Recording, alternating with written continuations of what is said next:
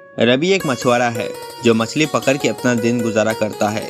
एक दिन रवि सुबह सुबह ही मछली पकड़ने चला जाता है। ज्यादातर रवि बाजार को खाना खाए बिना ही जाता है, क्योंकि खाना बनाने के लिए उसके घर में कोई नहीं है और अगर वो खाना बनाने में लग जाए तो उसे बाजार जाने पे समय लग जाएगा, जिस वजह से उसकी मछलियाँ बिक नहीं पाएगी। आज तो खूब मछली पकड़ लूंगा। नदी में कोई भी मछुआरा मछली नहीं पकड़ रहा है। फिर रवि जल्दी जल्दी मछली पकड़ने लगता है, लेकिन उसकी उम्मीद में पानी फिर जाता है। रवि को ज्यादा मछली तो मिला, लेकिन सब छोटी छोटी।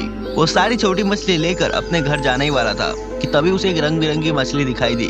रवि ने उस मछली को पकड़ने के लिए बहुत कोशिश किया, लेकिन बार बार वो असफल रहा। एक आध घंटे की कोशिश के बाद उसने उस मछली को पकड़ लिया।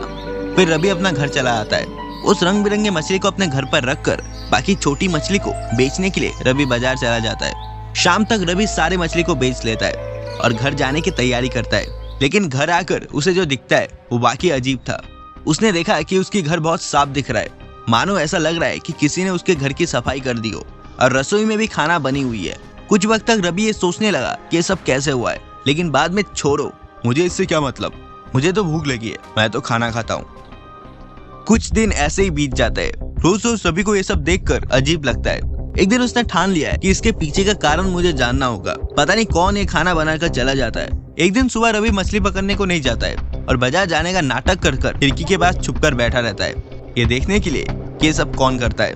फिर रवि को कुछ ऐसा दिखता है कि उसकी आंखों देखे विश्वास नहीं होता है। उसे दिखा कि जो रंग बिरंगी मछली थी वो एक सुंदर सी लड़की बनकर काम कर रही है। थोड़ी देर तक रवि ये देखकर हैरान रहा, फिर बाजार चला गया। फिर शाम को वो घर आया और घर आकर सोचने लगा कि ये सब क्या हो रहा है, वो मछली कैसे एक लड़की बन गई। तभी उसे कोई पुकारने की आवाज सुनाई दी। वो बाहर आई तो उसे एक बुरी दादी दिखाई दी।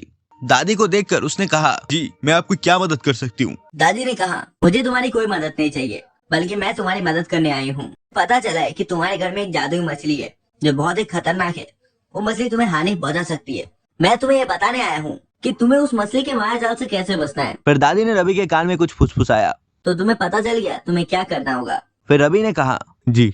फिर अगले दिन रवि ने उस नाटक को फिर दोहराया।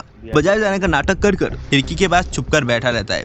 जब वो मछली उस लड़की में बदल जाती है तो रवि फटाक से जाकर वो मछली रहने वाले पात्र को तोड़ने का कोशिश करता है। तभी वो लड़की अचानक रवि के पास आकर रोने लगती है, इसे मत तोड़ो, मैं तुम्हें कोई हानि नहीं पहुंचाऊंगी। मैं तो एक मामूली सी लड़की हूँ जो शाप के कारण आज इस हाल पर हूँ। वो बुरी औरत शैतान है।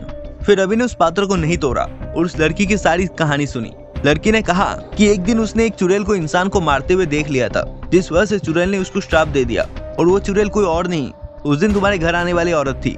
चुड़ैल तुम्हें भी मारना चाहती है, बहुत दिन से तुम्हें मारने की कोशिश पे है, लेकिन तुम चिंता मत करो, मैं तुम्हें कुछ होने नहीं दूंगा। मेरे पास एक योजना है उस चुड़ैल को मारने की। फिर कुछ दिन बाद जब वो दादी अर्थात वो चुड़ैल भेष बदल कर रवि के घर आया और रवि से पूछा कि बेटा, क्या तुमने उस मछली को मार डाला। तो रवि ने कहा, जी आपने जैसे कहा था मैंने वैसे ही किया, धन्यवाद, मुझे आपने बचा लिया। रवि ने उस चुड़ैल को अपने बातों में फंसाकर रोक कर रखा। उस समय वो लड़की चुड़ैल के घर में जाकर चुड़ैल की जान जो कि एक बोतल के अंदर फंसा हुआ था उसे तोड़ देती है, जिससे चुड़ैल मर जाती है। लड़की हमेशा हमेशा के लिए चुड़ैल के श्राप से मुक्त हो जाता है। उस अंत में रवि और उस लड़की का शादी हो जाता है और दोनों साथ में रहता है और खुशी खुशी अपना जीवन बिताते हैं।